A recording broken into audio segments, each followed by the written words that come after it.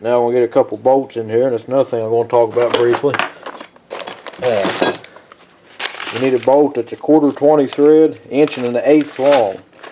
And it's hard to find that exact length, and the only reason I got the exact length is because I figured if I didn't, I might have a problem with these ones that don't go all the way through. Down here it won't matter.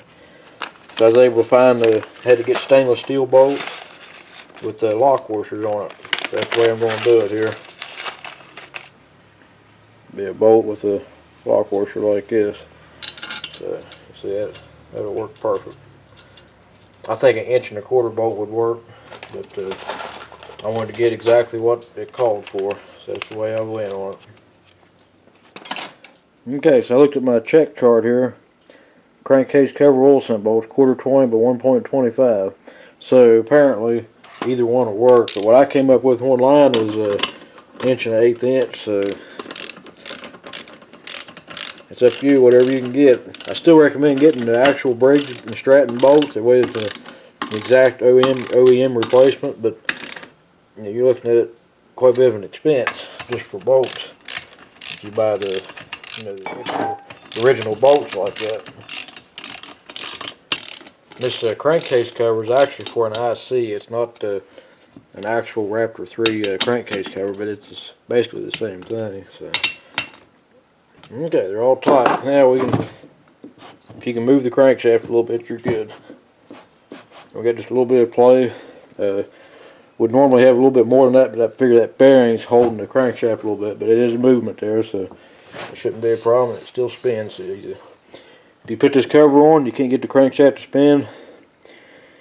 You can't move the crankshaft at all. You need a thicker gasket here to space the cover out, because this gasket sets your crankshaft in play.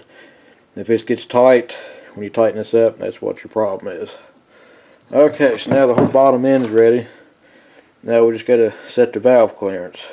Alright guys, so I got the valve clearance set on both valves. I got the intake, I got the exhaust valve at 4 thousandths and the intake at 5.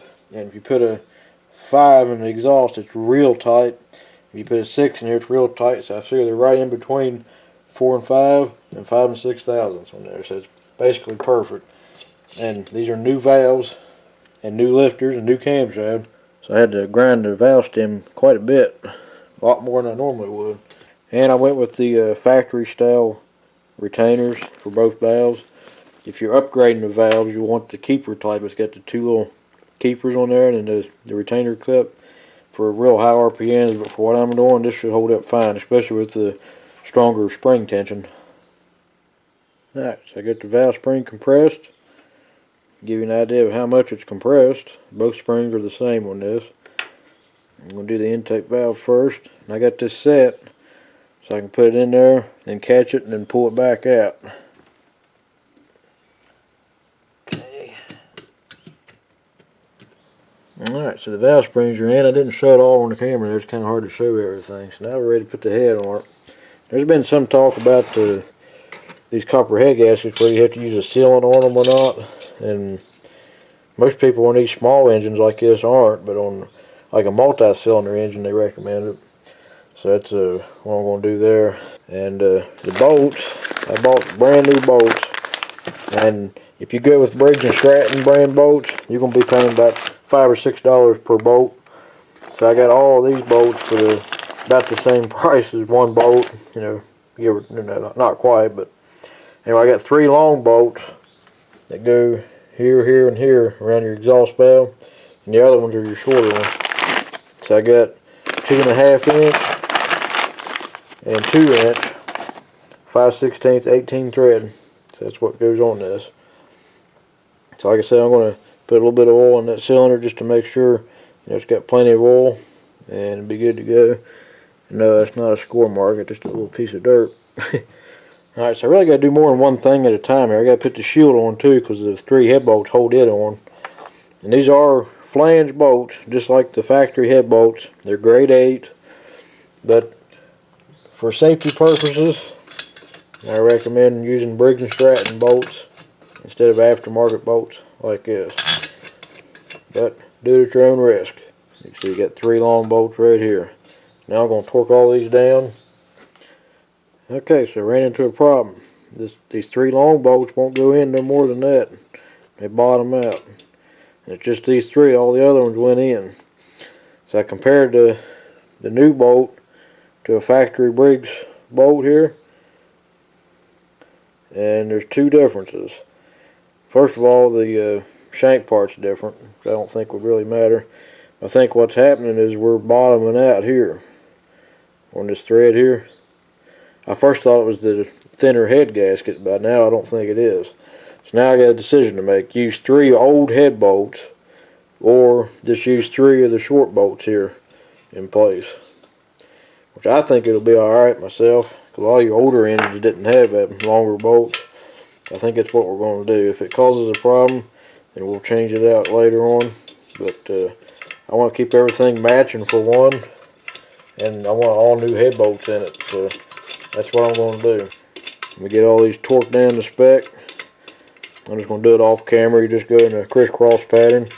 After I get the engine good and hot, running for about 20 minutes or so, let it cool down, then I'll torque them again, because they will loosen up a little bit from everything expanding and contracting. Now I'll get ready to start putting the flywheel on. Y'all ready to see the prettiest flywheel you ever seen? Check out that. I just painted that up. I did mask off the side there to keep from interfering with the magnet. I highly recommend going with the billet aluminum flywheel, but for what I'm going to be doing, I should be fine with this, but that's something I highly recommend doing, is a billet flywheel on any performance build, so keep that in mind.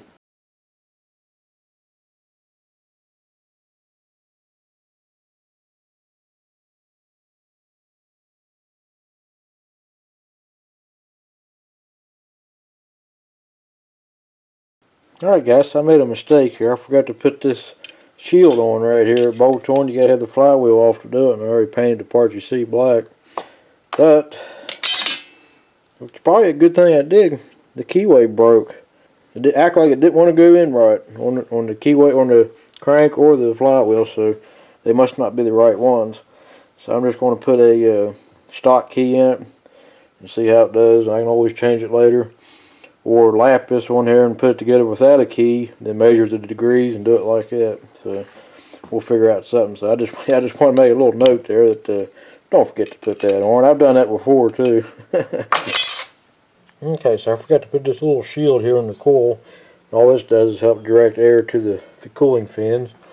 I put the oil breather on here. Now we're ready to put the flywheel cover on. I got my shut-off wire routed around here like this. It just plugs into the back of the coil right there. There's a little tab right there. And this is a magnetron coil, brand new one. No pointing condenser, and all electronic. If I could have used pointing condenser, I probably would have on this, but the block ain't made for it. Okay, so I'm going to take my screen off, as bad as I hate to. It looks good inside here, but this recoil housing I got is apparently a newer one, probably from the 90s, right before they changed this over to the new type. It's got the cogs. I got an old one here. This is a 70s, I think, and it's bigger, and the screen will fit right down inside here on it. So I'm not going to be able to use this until I can get the newer type screen or another flywheel cover, but I already put the stickers on this one, so I'll probably be getting another screen, or I might just leave it off, but I recommend having it.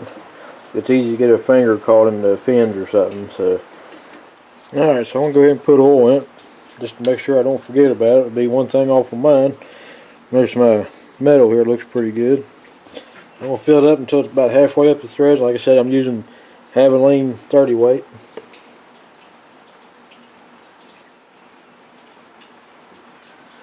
Yeah, it should do it. It's the most critical step on any engine build. Alright guys, I skipped a couple steps just to speed the video up. Got the carburetor mounted, rebuilt completely. I got an old gas tank on here. I painted up a muffler. I always wanted to do that. Now I'm probably going to plug this right here. There would be a tube going down here to the oil breather, but most people don't ever hook that up when a engine's going to be running faster like this, and so I'm not going to yet. I like how that muffler looks. That's a semi-gloss high heat paint. I think it's Rust-Oleum brand for painting grills and stuff with. So we're going to see how well that holds up. Hopefully it stays like that, or at least dies down to flat black and don't start coming off. but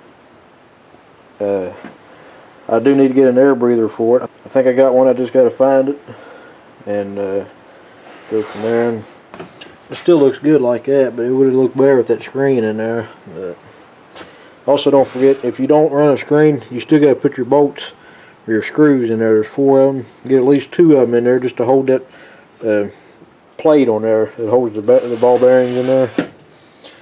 Well, guys, I think it's just about ready for a test fire. I just got to put a spring on the throttle here, and we're going to see what it does. I got to put some gas in it. Alright, so we're going to do a test fire just to see what it does before I put gas in it.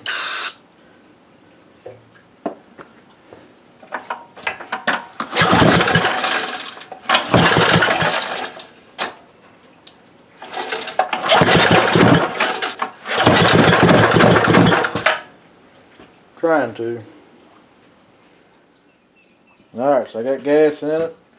We'll choke it and see what happens.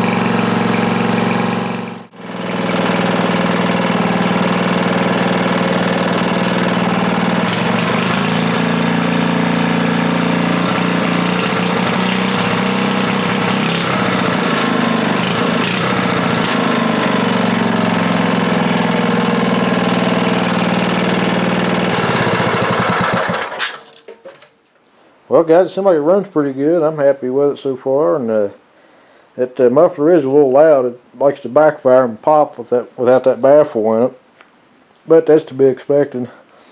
I did put a temporary air filter on it. It's one of the newer type plastic ones for a push mower. I threw it on there better than nothing until I can find another metal one for it. I ran it for about 10 or 15 minutes at a high idle to help break a cam and everything in. And I drained the oil out, and you can see a little bit of metal in the oil. It wasn't too bad, about normal really. No chunks of metal or nothing, so that's always good. I put oil back in it and ran it for just a little bit to recirculate it. Let it set, cool down. I checked the head bolts again. A lot of times you have to retorque them, and this time they held good, but I'll check them again after it gets real good and hot when I get it on the mini bike. I got to work on the mini bike now and get it ready, but this will be the first part of it. That's the main thing I wanted to concentrate on at first, for getting the engine running. Now I got a good engine to put on it, so I think we're good to go. So, and one last thing for the engine, I got the proper air filter for it. That was hard to find. Brand new one, new old stock. I got 2 of them. Part number for it is 297036. That's complete with air filter and the plastic piece that goes inside. The only thing you don't get is the screw. I ordered them separate. The part number 5 horsepower screw is 93322.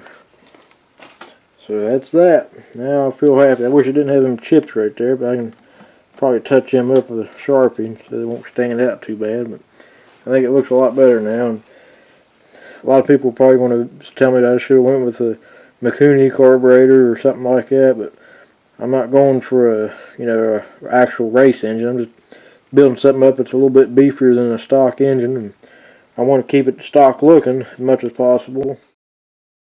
Well guys, we'll catch you on the next video, which will be some prep work on the mini bike. I'm probably not going to go into quite as much detail on the mini bike as I did on the engine, but I'm going to show quite a bit on it. There'll be some before and afters. I got some videos I made a long time ago of what it looked like, just for reference. I want to get ready to start sanding and painting. So, well guys, hope you enjoyed this video, and if you got any questions or comments about the old 5 horsepower flatheads, let me know and I'll get back to you as soon as I can on it. So, thanks for watching guys. Catch you later.